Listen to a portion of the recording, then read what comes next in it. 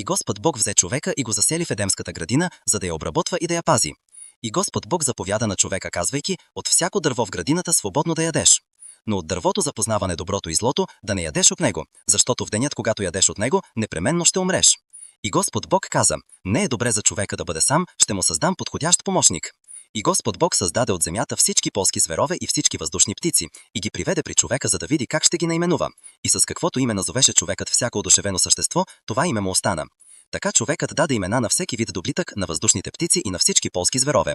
Но помощник, подходящ за човека, не се намери. Тогава Господ Бог даде на човека дълбок сън и той заспа, и взе едно от редрата му и изпълни мястото му с плът. И Господ Бог създаде жената от реброто, което взе от човека и я приведе при човека. А човекът каза: тази вечер е кост от костите ми и плът от плътта ми, тя ще се нарече жена, защото от мъжа бе взета. Затова ще остави човек баща си и майка си и ще се привърже към жена си и те ще бъдат една плът. А и двамата, човекът и жена му, бяха голи и не се срамуваха.